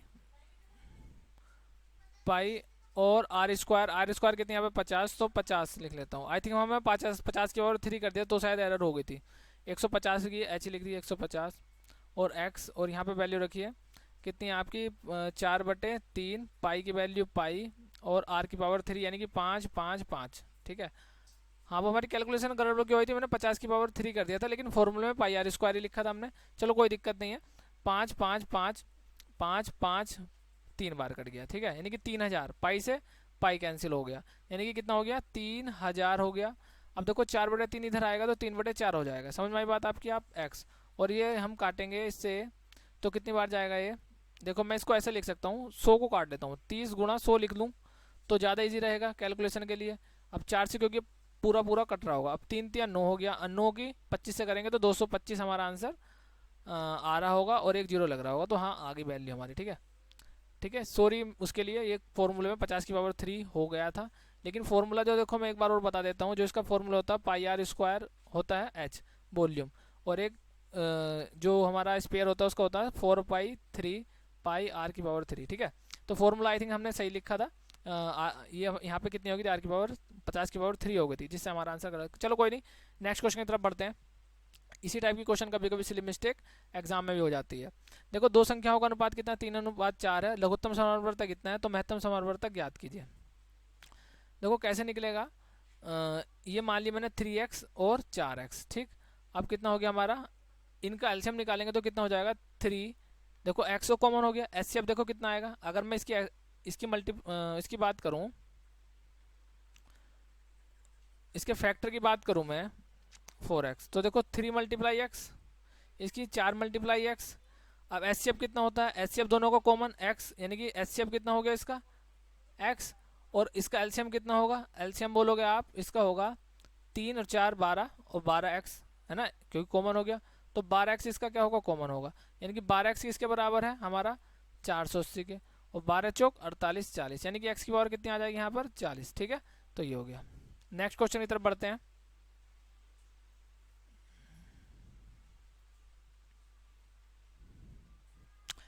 ₹100 के नोट की माप इतने और इतने सेंटीमीटर, ऐसी 185 नोटों की बंडल की मोटाई 2 सेंटीमीटर है। इतने इतने इतने माप वाले एक बॉक्स में रखे जा सकने वाले 100 रुपए के नोटों का मूल्य ज्ञात कीजिए यदि बंडल को बिना किसी खाली जगह के कसकर पैक किया जाता है, ठीक है। तो ये क्वेश्चन पूछ रहा है, तो सबसे पहले हम निकालेंगे 125 नोटों की मोटाई। देखो 125 नोटों की मोटाई कितनी है, 2 सेंटीमीटर। इससे हमारा भी कोई लेना देना नहीं है। हम ही फिलहाल अभी क्या करते हैं, इसका नोटों की माप है, तो ऐसे कितने नोट रखेंगे कि इसका वॉल्यूम इस वॉल्यूम के बराबर हो जाए। यानी कि इसकी वैल्यू मैं बोलता हूँ कि अगर मैं एच और रखूँ, ऊंचाई मिल जाए मुझे, तो पता लग जाएगी कितने नोटों की माप, जैसा भी पीछे कर रहे थे, इसका वॉल्यूम, ठीक है, और कितना इनका वॉल्यूम बराबर रखते हैं, तो 15। क्योंकि देखो ये एक क्यूबॉइड है, क्यूबॉइड का वॉल्यूम कितना होता है LBH है ना, तो L मेरा ये हो गया, ये हो गया, और ये H हो गया। अब मैं उसको भी वॉल्यूम रख देता हूँ LBH इसका 48 36 30। अभी फिलहाल मुझे बताना है कि 100 के नोट, जैसे कि एक नोट है, एक नोट ऐसे रखा मैंने, फिर एक नोट ऐसे रखा, जो भी उसकी माप है वो तो है, एक नोट ऐसे रखा, फिर उसके ऊपर एक नोट ऐसे रखा, ऐसे करके मैं रख रहा हूँ। तो मुझे भी नहीं मतलब कि कितने नोट कितनी मोटाई है, पहले ये देख लेता हूँ कि टोटल मोटाई कितनी है, गड्डी कितनी मोटाई है, गड्डी की ऊंचाई कितनी है ना, ये देख लेता हूँ पहले मैं। सेंटीमीटर सेंटीमीटर है सब कुछ, ठीक है। अब मैं काटता हूँ 8 छंग 48, 8 छंग 48, और 15 दूनी 30, ठीक है, 15 दूनी 30, यानी कि एच की वैल्यू मेरी क्या आ गई। देखो अभी मैं मल्टीप्लाई करूंगा 6 दूनी 12, यानी कि 36 और 12 की मल्टीप्लाई आ गई एच की ऊंचाई। अभी देखो मेरी जो भी है, मेरी जो भी ऊंचाई है मेरी ये आई है, मल्टीप्लाई मत करो, नुकसान में रहोगे। क्यों, अभी पता लग जाएगा। अभी बोल रहा है कि एक जितनी भी है, अगर मैं 2-2 सेंटीमीटर में बांट लूँ तो मुझे 125 की मतलब पता लग जाएगी 125 की कितने नोट है, ठीक है। तो मैं 2 से डिवाइड करूंगा तो 6, 6 से मल्टीप्लाई कर, 2 छंग 12 जाएगा। और 36 चौका कितने होते हैं, 6 छंग 36 का 86 लगे 3, 3 छंग 18, 216, यानी कितने हैं 216, कितने हैं 216 जो मोटाई है बंडल कितने हैं 216। अब इसमें एक में कितने हैं 125, तो 125 से और मल्टीप्लाई कर देंगे हम, हमें आंसर मिल जाएगा, ठीक है। अब 125 से देखो कैसे निकालेंगे हम, 125 की मैं अगर 1000 से मल्टीप्लाई कर दूं तो 1000 आ जाएगा, 125 की सॉरी 8 से मल्टीप्लाई करूं तो 1000 आ जाएगा, तो नीचे भी 8 से मल्टीप्लाई कर देता हूं। अब 8 से इसकी डिवाइड करूंगा तो ज़्यादा ईजी पड़ जाएगा, तो 2 चौक 8, 108, और 4 से काट दूँ 25, और 2 27, 27 बार जाएगा। और यहाँ पे कितना हो जाएगा, इसकी इससे मल्टीप्लाई करूँगा तो 1 लाख है ना, तो यानी कि 27 लाख, 27 लाख हमारा आंसर आ जाएगा, ठीक है। ऐसे कर सकते हैं, समझ में आया। थोड़ा सा और मैं और एक बार समझा देता हूँ, क्योंकि शायद मुझे लगता है कहीं ना कहीं कि मैंने कुछ जल्दी जल्दी करके आपके शायद समझ नहीं आया होगा। एक बार और, अगर आपको समझ में आ गया तो स्किप करके आप आगे निकल जाइए, कोई इशू नहीं है। देखो सबसे पहले मैं क्या करता हूँ, 15 नोटों की गड्डी निकाल लेता हूँ, ठीक है। 15 कितनी है 8, ये गड्डी कितनी है, कितनी मोटाई है ना, एच निकाल लेता हूँ। तो एच के लिए मैंने क्या किया 48 और 36 और 30। अब मैंने जैसे इसको सोल्व किया तो 8 छंग 48 हुआ, और 15 दूनी 30 हुआ 30, ठीक है। तो यानी कि h की वैल्यू जो मेरी कितनी आई 36 मल्टीप्लाई 2 मल्टीप्लाई 6। अब इसमें 125 के 2 मोटाई 2 सेंटीमीटर में कितने नोट आ रहे हैं 125 आ रहे हैं, तो यानी कि मैं 2 से भाग करूंगा तो मेरे 125 मतलब ये आ जाएगी कितने हैं। तो अब मैं 125 और मल्टीप्लाई करूँगा तो क्या मिलेगा मुझे, आप समझ पा रहे हो कि मुझे नोटों की संख्या मिल जाएगी रुपयों की कि कितने हैं। अब मैं इसको मल्टीप्लाई कर दूंगा बस, किससे, 8 से, 1000 हो जाएगा और 8 से नीचे, यानी कि ये हो गया हमारा 1000। ठीक है, 1000 हो गया। आपको बस केवल 27 है, जीरो का मैंने फिर बोला ध्यान नहीं देना, 27 से मतलब है आपको क्या आना चाहिए। तो 2 तिया 6, 2 चौक 8 और 4 नम 36 और 9 तिया 27। जैसी 27 आए आपकी बार, आपको यहाँ से निकल कर आंसर क्लिक कर देना। तो लाख आख को आपको जीरो से मतलब नहीं होना चाहिए। ठीक है, ये 9 तिया 27, 1000 आएगा, फिर 100 है तो और 100 से मल्टीप्लाई करना पड़ेगा आपको, तब 27 लाख आएगा। ठीक है, तो आपको मतलब नहीं होने चाहिए जीरो से। नेक्स्ट क्वेश्चन की तरफ बढ़ते हैं, क्योंकि मैं हर उसमें बताता हूँ जब हाँ आपको जीरो से मतलब नहीं है तो आप क्यों ध्यान दे रहे हो, आपको डेसिमल नहीं है तो डेसिमल में क्यों ध्यान दे रहे हो, क्यों अपना टाइम बेकार कर रहे हो। जब कहीं आएगा, जैसे कि 88 वाला क्वेश्चन आया था पिछली वाली शिफ्ट मैंने कराई थी, आप देखिए तो आपको पता लगेगा, आपकी कैलकुलेशन इजी हो जाएगी। देखो ये क्या है, बी और सी के समद्विभाजक त्रिभुज के अंदर पी पर प्रतिच्छेद करते हैं। तो ये बताना है कि ए का माप ज्ञात कीजिए। देखो डायरेक्ट है, इसमें 90 में से माइनस करेंगे, इसका दुगना कर देंगे, 90 से माइनस करेंगे 38, 38 उसमें 76, 76 इसका आंसर हो जाएगा। ठीक है, इसको ऐसे करना था। समझने के लिए क्या है, एक मैं बता देता हूँ आपको, ऐसा क्वेश्चन है ए बी सी, भैया रिपीटेड क्वेश्चन है, और आई थिंक मैंने इस पर वीडियो तो शायद नहीं बनाई है अभी कि इसकी डायरेक्ट ट्रिक की, देखूंगा मैं, इस पर बना दूंगा। बाकी आप समझ लीजिए ऐसे है, एंगल बी का बाइसेक्ट और एंगल सी का बाइसेक्ट, मतलब कि आधा आधा समद्विभाजक है ना। तो ये कहाँ पर मिलते हैं, यहाँ तो ये बनता है, जो भी कोण बनता है ये पी पर मिलने तो पी, तो इसमें एंगल ए में और पी में क्या रिलेशन होता है वो देखिए। एंगल ए बराबर कितना होता है, 90 प्लस एंगल ए वाई 2, ये रिलेशन होता है। अब इन्होंने देखो एंगल ए की एंगल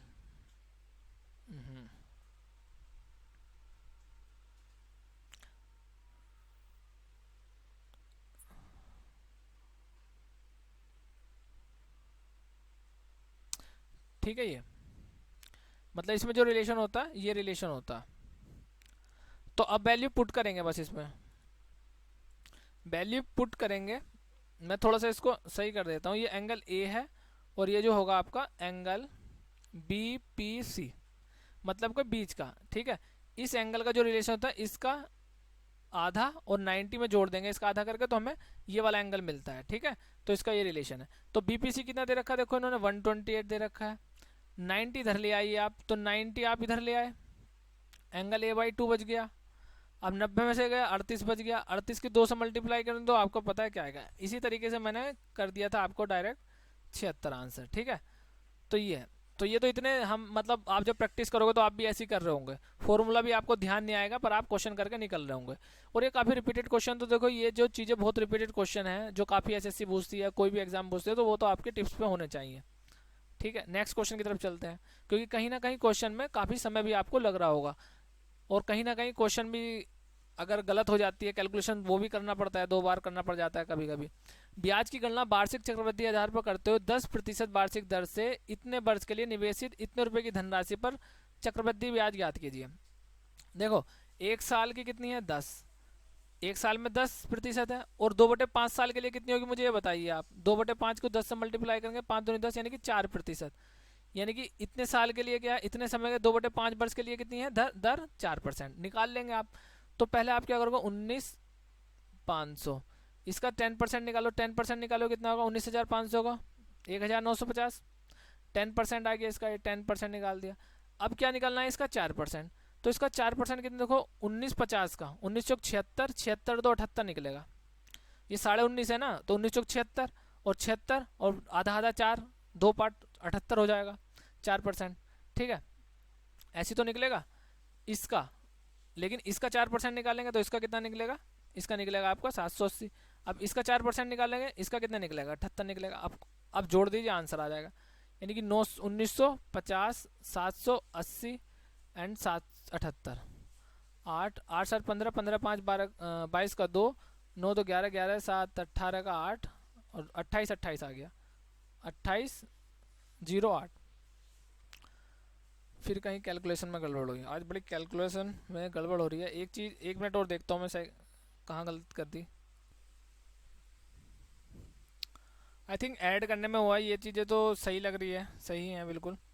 एडिशन में है शायद प्रॉब्लम, 8 का 8, 8 7 15 5 20 हो गया यार। हाँ ठीक है, 2 आएगा। 9 बाकी सब सही है। 9 2 11 7 18 आएगा। ठीक है, 2808 सही है। ठीक है, कैलकुलेशन में एडिशन में गड़बड़ थी। नेक्स्ट क्वेश्चन की तरफ बढ़ते हैं।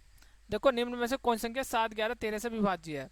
तो सबसे पहले आपको वो संख्या ऐसी देखनी है जो 13 से भी डिविजिबल हो, 11 से भी हो। तो ऐसा मत करना इन दोनों की मल्टीप्लाई करके फिर इससे डिविजिबल करो। आप पहले 7 से देख लीजिए, 7 से भारी है, 13 से भी भारी है, 11 से आपको बता दीजिए। तो संख्या देखिए 11 से कौन सी डिविजिबल हो जाएगी। फर्स्ट ऑप्शन पे आते हैं। देखो आपको पता है 11 से ऐसा होता है, ये यानी कितना हो गया 2। अब आपको पता है ये 2 में से 2 गया 2 यानी कि 0। भैया ये तो 11 से हो रही है। अब आपकी क्या है, आपको देखेंगे कि और तो 11 से डिविजिबल नहीं हो रही है। ठीक है, तो अगर ये सारी ऑप्शन ऐसे मिला जो कि मुझे दिख रहा है कि नहीं है डिविजिबल, तो हमारा काम बन जाएगा। 7 और 13 करने की आवश्यकता नहीं है। अगर कहीं 2 ऑप्शन मिल जाते हैं 11 11 से, तब हमको फिर 7 से भी चेक करनी होगी वो डिविजिबिलिटी।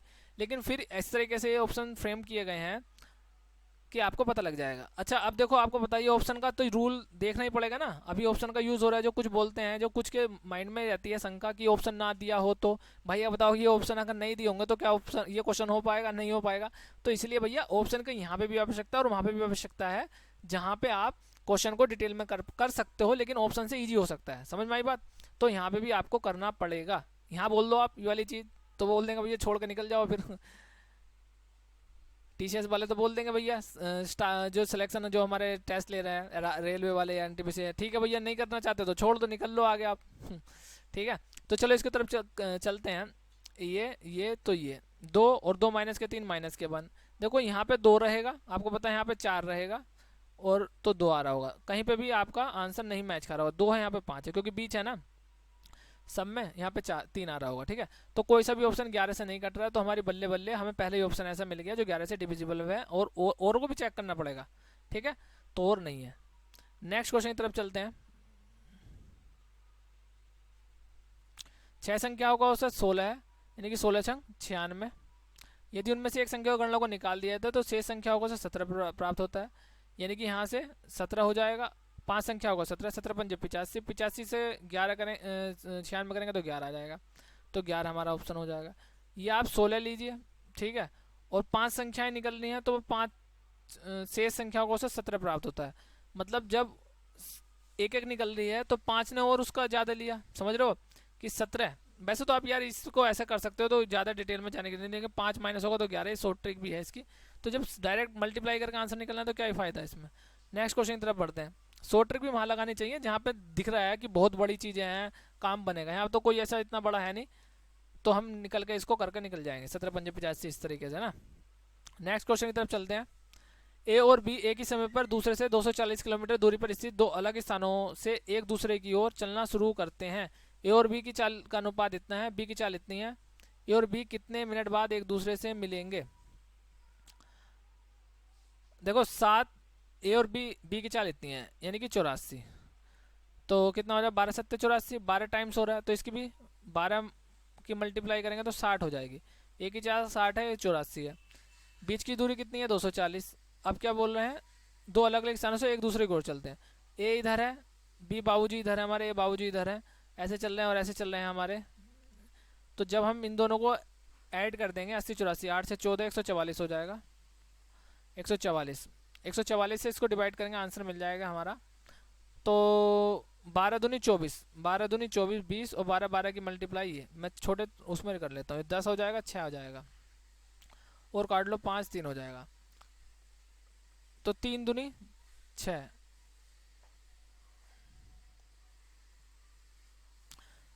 ए भी एक समय 200 किलोमीटर दूर पे दो अलग स्थानों से चलते हैं। 144 12 दूनी 12 244 12 दूनी 24 20 40 12 10 और 6। ठीक है, 4 तिया 12 4 पंजे 20, 3/5 आएगा। 3 दूनी 6, 3 ही का, हाँ सही है, 5/3 ही आएगा। और अब इसको हम किस में बदल लेंगे, मिनटों में, क्योंकि मिनटों में आंसर दे रखा है। तो 20 और 20 पंजे 100, ठीक है 100 आंसर हो जाएगा।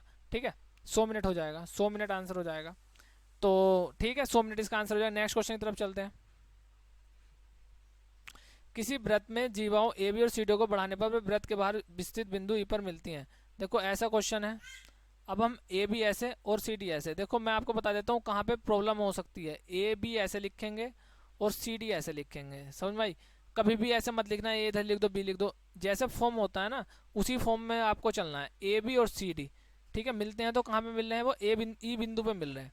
बस कहीं कहीं यही जो सिचुएशन होती है, ए भी हम मानते हैं यार ये लिख दिया है तो नहीं, इसी फॉर्म में आपको बढ़ना है। यहीं बच्चों को एक प्रॉब्लम होती है, बाकी और इसमें क्वेश्चन में है नहीं। ए बी बराबर कितना दे रखा है, 9 दे रखा है। और ए ई कितना दे रखा है, ए ई दे रखा है 12। कितना दे रखा है, 12। यहाँ से आता कितना, 12। आपको समझ रहा होगा 12 है तो ये 9, ये कितनी हो जाएगी, 3 हो जा रही होगी। और ये कितना ई डी कितना दे रखा है, 4। 12 36, 4 9 3 और 12, 12 36 और 4। तो इस क्वेश्चन को देखते हैं, सी डी लंबाई, सी डी पूछी है, सी डी लंबाई इन्होंने पूछी है। तो कैसे निकालने हैं इसको, 3 और 12 36, 9 9 5 4। देखो इसकी जो मल्टीप्लाई होती है ऐसे होती है, ई बी ये मल्टीप्लाई ई बी, यानी कि ई बी मल्टीप्लाई ए ई ए है ना, ऐसे करके ई ए ऐसे चलता है। E D E D E D multiply A E C, E D multiply E C. ठीक है, ए ई भी कितना दे रखा है, ई भी कितने दे रखा है, 3। ए ई कितना दे रखा है, 12। ई डी कितने दे रखा है, 4। ई सी कितने दे रखा है, निकालना है। तो 4 तिया 12, 3 तिया 9, यानी कि ई डी कितनी आ गई, यहाँ से यहाँ तक 9 आ गई। अब यहाँ से यहाँ तक 9 आ गई, यहाँ से यहाँ तक 4 है, तो ये कितनी हो जाएगी, 5। तो 5 हमारा आंसर आ जाएगा। ठीक है, तो ये भी बहुत रिपीटेड क्वेश्चन है, ऐसा नहीं है कि ये फर्स्ट टाइम है, ये भी बहुत रिपीटेड क्वेश्चन है। इसको भी आप अपना कर सकते हैं, तैयार कर सकते हैं, लिख सकते हैं, इन फ्यूचर फिर आ सकता है ग्रुप डी में। ये 72 है, देखो इसको करना है। देखो पहले डिवाइड करेंगे तो कितना हो जाएगा, 18 चौक 72, 18 18 मल्टीप्लाई यहाँ है 18, 18 चौक 8 चौक 32, 32 है। माइनस के ये बचेगा आपका माइनस के 5, माइनस माइनस प्लस हो जाएगा। और 32 और 5 37 हो जाएगा। 37 की 18 से मल्टीप्लाई करनी है, तो 18 के 3 से कर दो 540 हो जाएगा, 540। और 18 सत्ते कितने होते हैं, 7 8 56, 126 होते हैं आई थिंक। तो जोड़ेंगे 6 4 2 6, 666। तो 666 हमारा आंसर आ जाएगा। ठीक है, आप चाहे ऐसे भी कर सकते हो जैसे आपको करना हो। ठीक है, नेक्स्ट क्वेश्चन की तरफ चलते हैं। देखो एस निकालना है। एस निकालना बहुत इजी है, अगर इन्होंने ऑलरेडी पहली फैक्टर बने हुए दे रखे हैं, और एस भी बहुत इजी हो सकता है। तो एक्स बाई जेड का एस निकालना है आपको। तो एस कितना होगा, मिनिमम पावर जो कॉमन है, सॉरी कॉमन पावर ले लीजिए। कॉमन कितनी है, देखो 4 की पावर 2 की पावर 3 है, 2 की पावर 2 है, 2 की पावर 4 है। तो मैं कितना लूँगा, 2 की पावर 2 मेरा कॉमन है, ये हो गया। अब मुझे क्या लेना है, 3 की पावर 2 है, 3 की पावर 3 है, 3 की पावर 1 है, तो मैं केवल 3 लूँगा। कॉमन सब में कितना है, 3 की पावर 1 है, 5 है, इसमें 5 की पावर 2 है। देखो मिनिमम कितने हैं, 5 है, तो 5 ले लूँगा। फिर मल्टीप्लाई करूँगा, 7 की पावर कितनी है, 3 है, 7 की पावर यहाँ 2 है, 7 की पावर 1 है, तो मैं केवल 7, ये मल्टीप्लाई का साइन है 7। अब देखो ये कितना हो गया, 4। अभी देखो मैं आपको कैलकुलेशन करना बताऊं, जो बच्चे, देखो बहुत काफ़ी बच्चे हैं इसमें जो वीडियो देख रहे हैं, ऑलरेडी वे स्मार्ट हैं, और मैं मान सकता हूँ उनकी तैयारी बहुत अच्छी है, तभी वे मेंस के लेवल तक गए हैं। और मेंस निकालना भी कोई आसान बात नहीं है, प्री भी उन्होंने निकाल रखा है, तो बहुत बड़ी बात है अपने आप में।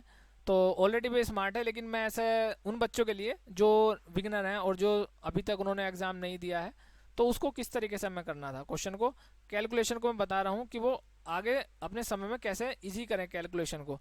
ऐसा नहीं है कि आप इसी सेंस में, इसी प्रोसेस में आगे बढ़ते चले गए कैलकुलेशन करने के लिए। आप सबसे पहले देखिए जीरो किस में आ रहा, तो 4 या 12, वैसे 12 पंजे 60 और 6 7 42, 420 ही इसमें आ रहा है, तो इसमें कोई ऐसा नहीं है। लेकिन कभी कभी क्या होता है, अगर हमें जीरो कहीं मिल रहा है या 11 हम छोड़ रहे हैं, तो उसको हमें ध्यान रखना होता है। ठीक है, जैसे मैं क्या करूँगा, 4 पंजे 20, मेरे 2 आ गया, 2 तिया 6, फिर 6 तिया 42, ऐसे करके हमें आंसर निकालना होता। जीरो का फिर मैंने बोला कि जीरो का कोई वैल्यू नहीं होता, वो बाद में देखो, क्योंकि 42 का आंसर है यहाँ पे, जीरो से कोई मतलब नहीं है अगर नहीं भी निकलता है। ठीक है, तो इस तरीके से हम केवल नंबर पे ध्यान देंगे, जीरो पे और डेसिमल पे कम ध्यान देना है, जब तक कि आपके 2 ऑप्शन ना हो। अगर मान लो 4 2 डबल जीरो होते तब हम देखते, जीरो पे ध्यान देते। ठीक है, तो नेक्स्ट क्वेश्चन की तरफ चलते हैं। हालांकि इस क्वेश्चन में कुछ था नहीं, चलिए नेक्स्ट क्वेश्चन की तरफ चलते हैं। देखो ये 93 क्वेश्चन है। क्वेश्चन को पढ़ते हैं। किसी विद्यालय विद्यार्थियों की संख्या का 5/8 भाग लड़कियां हैं, शेष लड़के हैं। लड़कियों की संख्या 2/5 भाग की आयु 12 वर्ष से कम है, और लड़कों की संख्या के 4/9 का भाग 12 वर्ष से अधिक है। यदि विद्यार्थियों की कुल संख्या इतनी है, तो कितने विद्यार्थियों की आयु 12 वर्ष से कम है। ये भैया CGL मेंस का क्वेश्चन है 2018 में, देख लीजिए आप, अगर मेरे ऊपर विश्वास ना हो वहाँ जाइए। CGL का क्वेश्चन है यस, मेंस 2018 में आया है, मैंने 2018 का एग्जाम दिया था वो मेंस वाला। हालांकि मैं प्रैक्टिस भी करता रहता हूँ तो मुझे आइडिया रहता है कौन सा क्वेश्चन कहाँ पहली बार फर्स्ट टाइम इंट्रोड्यूस किया गया। ठीक है, इस टाइप के क्वेश्चन वैसे सीपीयू में आ जाते हैं क्योंकि ये थोड़े से ना कैलकुलेटिव माने जाते हैं। और यही टाइप अभी क्या करते हैं, देखो मैं आपसे बताऊं, अगर आपने प्रीवियस पेपर लगा रखे हैं तो विश्वास कीजिए आप, आपको एक या दो ही क्वेश्चन मिलेंगे नए, बाकी आपको सेम पैटर्न पे मिलेंगे। अच्छा, इनके पास भी लगता है मुझे इतना समय होता नहीं कि ये भाई क्या करेंगे, इतने नए नए क्वेश्चन बनाएंगे। ये भी क्या करते हैं, अपना डिजिट चेंज कर दी बस, बाकी सेम क्वेश्चन वैसे रख दिया। तो सही बात भी, इतने क्वेश्चन कहाँ से बनाएंगे। तो उनका भी यही है, बस क्वेश्चन उठाओ, डिजिट चेंज कर दो कि भाई डिजिट चेंज करके आंसर डाल दो, बस इसमें क्वेश्चन डाल दो, ऑप्शन बदल दो, बस ऐसा है। अभी क्योंकि सख्ती है, पहले तो डिजिट भी सेम आ जाती थी। चलिए इस क्वेश्चन को करते हैं, समझते हैं पहले एक बार, फिर क्वेश्चन को शुरू करते हैं। तो इस क्वेश्चन को जैसे हमने पढ़ा तो क्या पाया, जब हम सब क्वेश्चन को पढ़ रहे हैं तो इसमें पूछा है, पहले देखो क्वेश्चन में ध्यान देंगे कि विद्यार्थियों की आयु 12% से कम, 12 वर्ष से कम है, वो चीज़ हमें निकालनी है। दूसरा क्या है, 288 दे रखा है। तो 288 में आप क्या करोगे कि पहले हम 288 लिख लेते हैं यहाँ पर, और बस यहाँ पे हम बॉयज़ लिखते हैं इधर और गर्ल्स लिखते हैं। अब क्या है, 288 में से देखियो कितने विद्यार्थी 12 से कम है, तो 12 से कम वाले पे हमें फोकस करना है। तो 288 है, 288 में 5/8 लड़कियां हैं, तो 288 का 5/8 इधर से निकाल लीजिए आप तुरंत। जैसे आप करेंगे 8×3 = 24, 8×6 = 48, 36×5 = 180, 180 आपको लड़कियां मिलेंगी। तो 288 में से 100 गए, आपको बचेंगे 108 लड़के मिल जाएंगे। नेक्स्ट आपका आप क्या स्टेप रहेगा, अब बोल रहा है वो लड़कियों की संख्या के 2/5 भाग की आयु 12 वर्ष से कम है, तो 12 वर्ष से कम की आयु यहाँ लिख लीजिए आप। 2/5, 180 का 2/5 करेंगे आप, 180 का 2/5 तो 72 आएगा, लेकिन कैसे आएगा देखो, 136, 36 और 36 दूनी 72, 5 से 180, 36×5 180 होता है, तो 5×6 = 30, 5×15 = 30, 5×5 = 72 आ जाएगा। नेक्स्ट अब आपको क्या मूल्य, ये निकालने की जरूरत नहीं है क्योंकि हमें केवल कम वाले पूछा है। अब क्या पूछा है, और लड़कों की संख्या के 4/5 भाग की आयु 12% से अधिक है। अगर 4/9 की अधिक है तो एक में से माइनस करेंगे फ्रैक्शन को, तो 5/9 कैसे होंगे, जिनकी कम होगी 12 से, तो हमको केवल 108 का क्या निकालना है, 5/9। तो देखो 12 नंबर 108, 12×5 = 60, यानी कि 60 आ जाएगी। तो 60 इनको जोड़ देंगे, 60 और 72 कितना हो जाएगा, 132, तो 132 हमारा आंसर आ जाएगा। नेक्स्ट क्वेश्चन की तरफ चलते हैं। जब किसी भिन्न के अंश और हर दोनों में से एक जोड़ा जाता है, यानी कि x और y मैंने मान लिया, x+1 और y+1 कर दिया, तो भिन्न हमको 2/3 के बराबर प्राप्त होती है। तथा जब इसके अंश और हर में दोनों से 2 घटाया जाता है, x-2 और y-2, तो हमको क्या प्राप्त होता है, तो भिन्न 1/2 के प्राप्त होती है। ऐसे अब इसको सोल्व कर लीजिए, बहुत सारे तरीके हैं इसके करने के, लेकिन ऐसा करेंगे 3x + 3 बराबर 2y+2, 3x माइनस के जल्दी जल्दी करना है क्योंकि काफ़ी लंबी वीडियो हो गई है। 2y ये जाएगा उधर तो माइनस के 1 बच जाएगा। यहाँ देखिए 2x माइनस के 4, और यहाँ पे हो जाएगा y माइनस के 2, और 2x माइनस के y आएगा, और जाएगा उधर कितना हो जाएगा, +2 हो जाएगा। तो ये हमारी चीज़ें बनी हैं। अब यहाँ x और y की वैल्यू निकाल देते हैं। y की वैल्यू निकालिए पहले, यहाँ पर 4x करेंगे, यहाँ पर 2y करेंगे, तो कितना हो जाएगा, 4x और 2y, यहाँ पे 4 हो जाएगा। अब इसको माइनस कर देते हैं, इसमें से ये माइनस कर देते हैं, तो कितना बचेगा, ये वाली माइनस करते हैं, यानी कि 3x माइनस के 2y माइनस के 1। जब करेंगे माइनस, ये साइन चेंज हो जाएगा, ये कट रहा होगा, x बराबर कितना हो रहा होगा, 5। x की वैल्यू कितनी आ गई, 5। अब आप कहीं से भी वैल्यू निकाल सकते हैं, जैसे मैं यहाँ से निकाल सकता हूँ, इस वाली वैल्यू में पुट करूँ वैल्यू, 5 दूनी 10, 5 दूनी 10, 5 दूनी 10, और ये 2 इधर आएगा, y उधर पहुँच जाएगा 8। तो y की वैल्यू 8 आ गई, x की बराबर 8 5 13, सम कितना होगा, 13 हमारा आंसर हो जाएगा। ठीक है, नेक्स्ट क्वेश्चन की तरफ चलते हैं हम। तो नेक्स्ट क्वेश्चन हमारा क्या है, ये क्वेश्चन हो गया। नेक्स्ट क्वेश्चन देखते हैं। नेक्स्ट क्वेश्चन में हमारा क्या है, किसी ठोस शंकु का आयतन इतना है, ठोस शंकु का आयतन कितना है, इतना है, उसकी ऊंचाई इतनी है, उसका संपूर्ण पृष्ठ। देखो शंकु का आयतन मैं यहाँ पे लिख देता हूँ 1/3 पाई r⁻²h, 1/3 पाई r²h, और संपूर्ण पृष्ठ क्षेत्रफल कितना हो, पाई r+l। ठीक है, ये इसका संपूर्ण क्षेत्रफल होता है। ये लिखने की आवश्यकता होती है, डायरेक्ट हमें याद होना चाहिए, फिर वैल्यू पुट करेंगे। देखो 1/3, मैं यहाँ से पाई की r की वैल्यू निकाल लूँगा, आर कितनी, एच कितनी दे रखी है, 8 सेंटीमीटर दे रखी है उन्होंने। तो 1/3 पाई, और आर की वैल्यू कितनी है निकालनी है, एच की वैल्यू कितनी है 8 है, और 96 पाई हमारा आंसर ये दे रखा है। तो काट लीजिए आप इसको, 12×8 = 96, 12 बार कटा, पाई से पाई कैंसिल हो गया, और 3 इधर जाएगा 36 हो जाएगा, यानी आर स्क्वायर बराबर कितना 36 हो गया। आर की वैल्यू कितनी आ जाएगी 6 आ जाएगी। तो अब हमें क्या निकालना है, ये निकालना है टोटल पूर्ण पृष्ठ क्षेत्रफल या कुल पृष्ठ क्षेत्रफल भी बोल सकते हैं हम इसको। तो 22/7 रखेंगे वैल्यू, आर की वैल्यू कितनी रखेंगे 6, और 6 और कितनी है 8, और ये कितनी है, सॉरी ये ऊंचाई आई हमारी एच।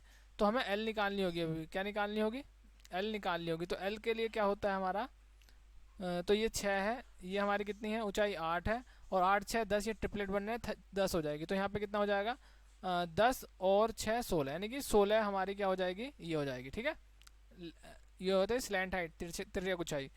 तो इसको देखते हैं अब किस तरीके सोल्व करते हैं। पाई में उनको आंसर चाहिए, तो यहाँ पे पाई लिखेंगे, 16 से 96, तो 96 पाई हमारा आंसर आ जाएगा। ठीक है, तो 96 पाई हमारा, अगेन इसका ये भी आयतन भी और टोटल पृष्ठ क्षेत्रफल भी हमारा क्या होगा 96 पाई आ जाएगा। नेक्स्ट क्वेश्चन की तरफ चलते हैं। वीडियो काफ़ी लंबी हो गई तो जल्दी जल्दी करते हैं। देखो ए बी का रेशो इतना दे रखा, बी सी का इतना दे रखा, सी डी का इतना दे रखा, बी डी का निकालना है। तो केवल बी डी पे भी फोकस करेंगे हम वैल्यू, किस तरीके से, देखो 1/2 और कितना है 2, ये कितना है हमारा ए और बी का। ठीक, दूसरा क्या बोला उसने, बी सी का कितना है 1/5 कितना है, बी सी का कितना हो गया 2, सी डी का कितना है, सी डी का 2 3। देखो अभी क्या निकालना बी, तो बी और डी का भर लीजिए, यहाँ पे 2 आएगा, यहाँ पे भी 2 आ जाएगा, और ये कितना हमारा 1.5 था ना, 1.5 था, बी से सी का 1.5, तो 2 है, ये भी 2 है, तो 2 आ जाएगा। ठीक है, बी डी निकाल दीजिए, 15 दूनी 3, 3 दूनी 6 हो जाएगा, 2 दूनी 4, और 4 तिया 12, 12 हो जाएगा। बस अब देखो ये है, इसको और सोल्व कर दिए 1/2, 1/2 ये निकालने की आवश्यकता नहीं है। बाकी आपको ध्यान दीजिए, कभी भी आपको इस तरीके से क्वेश्चन है केवल इस पर फोकस कीजिए, जो बूझे केवल वो निकालो, और से हमें मतलब नहीं होना चाहिए। 1/2 हमारा आंसर आ जाएगा। एक आयताकार मैदान का क्षेत्रफल इतना है, उसकी भुजाओं का अनुपात इतना है, उस आयताकार मैदान का परिमाप ज्ञात कीजिए। देखो फिर अगेन उस तरीके से क्वेश्चन है, आयताकार मैदान का परिमाप, तो बहुत इजी क्वेश्चन बन गया है हमारा। देखो या तो 3 कम से कम 3 और 5 तो रहेगी, 3 5 8 18, 18 दूनी 36, 36 का मल्टीपल देखो इसमें कौन है, ये नहीं है, ये है 36 दूनी 72, ये नहीं है, ये नहीं है, यही आंसर हमारा हो गया। देखो इस तरीके से मैंने बताया आपको, एक बार और भी मैंने पहले क्वेश्चन ऐसा किया था, तो इस तरीके से कर सकते हैं। आपको नहीं आ रहा समझ में, तो चलो डिटेल मेथड भी करते हैं। इसको 5x और 3x मान लिया हमने भुजाई, और इसका जो क्षेत्रफल कितना होता है, क्षेत्रफल होता है इसका लेंथ इंटू ब्रेथ, और परिमाप आपको पता है 2l + b होता है। ठीक है, तो क्षेत्रफल कितना हो जाएगा, 13x की मल्टीप्लाई करेंगे 5x से, और हमको क्या मिलेगा 260, तो ये हमारा क्षेत्रफल मिलेगा। 13 दूनी 26 हो रहा होगा 20, 5 चौक 20 हो रहा होगा, x स्क्वायर हो रहा है यानी कि 4, यानी कि x की वैल्यू कितनी आ गई 2, यानी कि यहाँ पे कितना होगा 13 दूनी 26, और ये कितना हो गया 5 दूनी 10, यानी कि लेंथ उसकी 26 है, ब्रेथ उसकी 10 है। अब परिमाप हो जाए तो 2 × 26 + 10, 26 36, 36 दूनी कितना हो जाएगा 72। ठीक है, जो आपको सही लगता है उस तरीके से कर लीजिएगा। बहरहाल मैंने आपको ट्रिक इसकी बता दी है, क्वेश्चन को पढ़ना था, करना था। नेक्स्ट क्वेश्चन की तरफ चलते हैं। राजू धारा की दिशा में, अगेन भाई इस शिफ्ट में 2 क्वेश्चन आ गए भैया धारा बोट एंड स्ट्रीम से, बाकी अभी तक एनटीपीसी में मुझे देखने के लिए नहीं मिला था। राजू धारा की दिशा में इतने घंटे में 150 किलोमीटर दूरी तय करता है, और धारा की चाल 5 किलोमीटर, तो समान समय वापस पहुंचने के लिए राजू को कितनी चाल से नाप चलानी होगी। देखो जब मैं 150 से भाग देता हूँ किसको 7.5 से, तो मुझे कितना आएगा 75 दूनी 150, 20 घंटे, मतलब दूरी बटे चाल बराबर कितना होता है समय आता है ना, यानी कि 20 घंटे में वो दूरी क्या कर रहा होगा, कवर कर रहा होगा। ठीक है,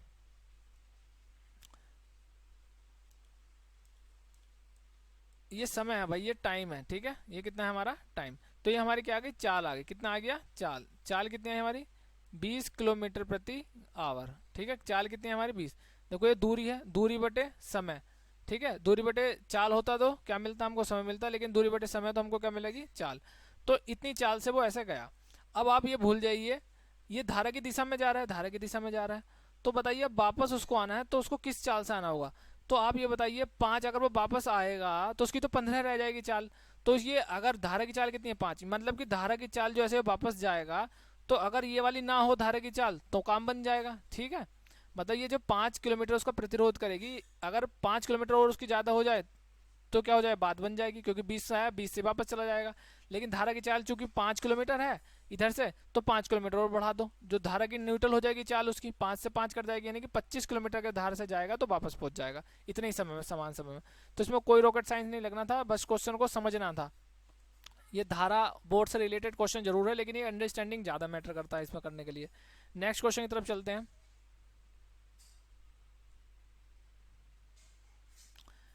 ए बी के आई का अनुपात इतना है, उनकी बचत का अनुपात इतना है, ए इतने रुपए बचा रहा है और बी इतने रुपए बचा रहा है, ए बी और ए के आई का अंतर ज्ञात कीजिए।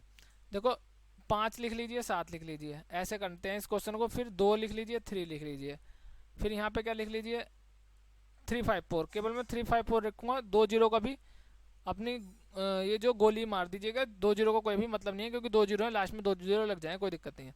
इसकी इससे मल्टीप्लाई कीजिए, इससे मल्टीप्लाई करें कितना आएगा 15 आएगा, इसकी इससे मल्टीप्लाई करेंगे तो कितना आ जाएगा 14 आएगा।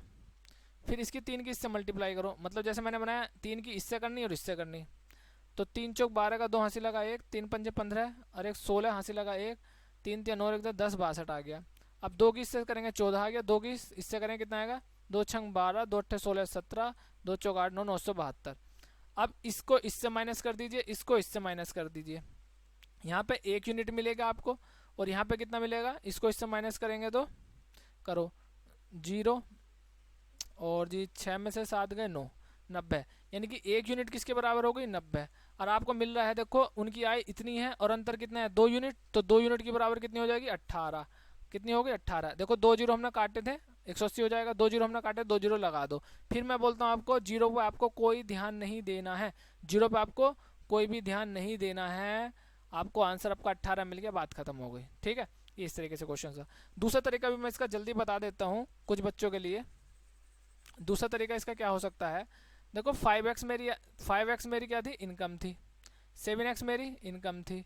अगर मैं इसमें से 354 घटा दूँ, खर्चा घटा दूँ, इसमें से इसका खर्चा घटा दूँ, ठीक है, तो मेरे को क्या मिलेगा, क्या मिलेगा, ये मिलेगा ना बचत, तो बचत का रेशो मैंने कर दिया।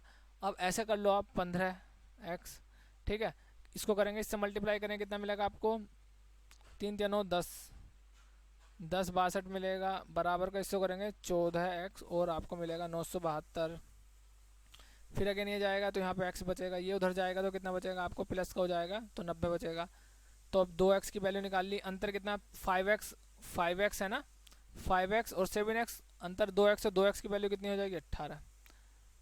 तो ये फिर इस तरीके से भी आप कर सकते हैं, जैसा आपको अच्छा लगे वैसा कर सकते हैं। नेक्स्ट क्वेश्चन की तरफ चलते हैं। बाकी मेरा काम आपको समझाना है, आपको अगर लगता है कि मेरा मेथड ये अगर करना चाहते हो तो आप कर सकते हो। बाकी इजी है, और क्वेश्चन को इजी जितनी जल्दी हो सके उतना ही ज़्यादा अच्छा होता है। ए किसी कार्य को 10 दिन में पूरा करता है और बी ए से 25% अधिक कुशल है। देखो ए है और बी है, वो बोल रहा है बी कितना है, ए से 25% अधिक है, यानी कि ए अगर 100 है तो ये 125 है। ऐसे कर लो आप, इसको रेशो कर लो, 25 पंजे 125, 25 चौका 100, 25 चौका 100, यानी कि 4 और 5 का रेशो आ गया। ए किसी काम को 10 दिन में कर रहा है, मतलब इसकी एफिशिएंसी का रेशो 1 दिन में 4 कर रहा है तो 10 दिन में कितना कर रहा है 40, तो टोटल काम कितना आपका आ गया 40। बी को अकेले उसी कार्य को करने में कितना पूरा लगेगा, कितना दिन लगेंगे, पूरा कार्य करने में कितने दिन लगेगा, तो 5 से डिवाइड कर देंगे, 5 अट्ठे 40, आपको कितना आ जाएगा 8 मिल जाएगा, 8 हमारा इसका 8 दिन उत्तर हो जाएगा। नेक्स्ट क्वेश्चन में कीजिएगा आप।